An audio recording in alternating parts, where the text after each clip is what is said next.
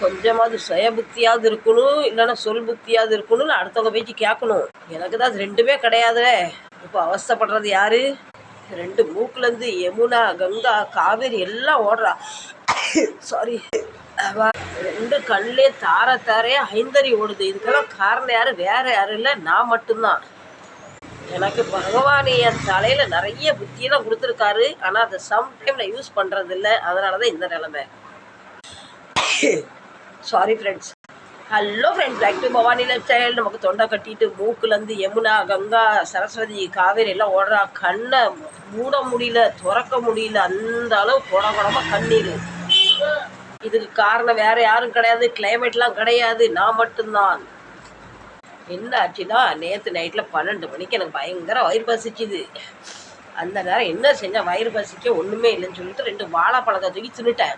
அவர் அப்பவே சொன்னார், நீ வாழைப்பழத்தை திங்கிற, தண்ணி குடிக்காது. நான் கேட்டா தானே, நான் தான் பெரிய ராங்கி பிடிச்சவளாச்சே, நீ போடா மூடிட்டு போய் படுறா, நான் அப்படிதான்டான்னு சொல்லிட்டு ஒரு சொம்பு தண்ணி குடிச்சாச்சு.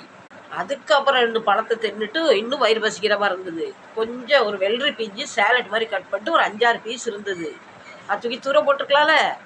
அதையும் தூர போடுவானா, காசு கொடுத்து வாங்க. இந்த வெள்ளரி பிச்சியும் தின்னு மீண்டும் ஒரு சொம்பு தண்ணி கொடுத்துட்டு 2 மணிக்கு படுத்தாச்சு. 2 மணிக்கு படுத்தா கொஞ்ச நேரத்தில் மூக்கு கொட கொட கொட கொடன்னு சொல்லுது. காதுக்குள்ள வேற நொய் நொய் நொய் சொல்லுது. மூக்கு அடைக்குது. இப்படியும் படுக்க முடியல, இப்படியும் படுக்க முடியல, இப்படியும் படுக்க முடியல. காலையில் எழுந்தா பேச முடியல, மூக்கு அடைச்சி வாய் அடைச்சி. இப்போ இந்த நிலைமை.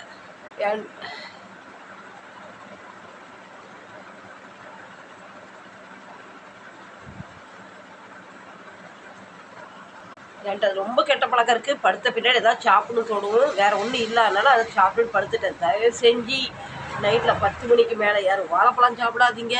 ரொம்ப பசிக்குதுன்னு சாப்பிட்டாலும் தண்ணி குடிக்காதீங்க. எனக்கு தெரியும், எங்கள் அம்மா சின்ன பிள்ளைய சொல்லியிருக்காங்க, வாழைப்பழம் நைட்டில் சாப்பிடக்கூடாது, சாப்பிட்டா தண்ணி குடிக்கக்கூடாதுன்னு. எல்லாம் தெரிஞ்சும் நானே 7:30யும் 8:30யும் வம்பையும் தூக்கி தலையில் வச்சுட்டு இப்போ தலை மரமாக இருக்குது. எல்லாத்துக்கும் மேலே அந்த வெள்ளரி பிஞ்சு கிளைமேட் வேற, பனி வேற கொட்டுதா, அதையும் போட்டுட்டு ஃபேனை ஹை ஸ்பீடில் வச்சுட்டு படுத்த உடனே எல்லாமே புளி வச்சு அடைச்ச மாதிரி மூக்கு, காது, கண் எல்லாம் அடைச்சி போச்சு. உங்களுக்கும் யாருக்காவது நைட்டில் சாப்பிட்ற பழக்கம் இருந்தால் வேறு மிச்சரோ ஸ்நாக்ஸோ ஒன்றும் இல்லை, சோத்தை போட்டு சாப்பிடுங்க. வாழைப்பழத்தை சாப்பிடாதீங்க, சாப்பிட உடனே தண்ணியை குடிச்சிடாதீங்க, வெள்ளரி பிஞ்சு தொட்டுறாதீங்க. வீட்டிலேருந்து வரும்போது ட்ரெயினில் உட்காந்துருக்கேன், தும்முனா பக்கத்தில் இருக்கவங்க இப்படி கை வைக்கிறாங்க. பஸ்ஸில் உட்காந்து தும்முனா அவங்க இப்படி கை வைக்கிறாங்க. இன்னமும் எனக்கு கொரோனா நோய் வந்த மாதிரி. என்ன செய்ய, நம்ம தப்பு தானே. நீங்களும் என்ன மாதிரி அவசரப்படாதீங்க. வாழைப்பழத்தையும் வெள்ளரி பிஞ்சு அவாய்ட் பண்ணுங்கள். இந்த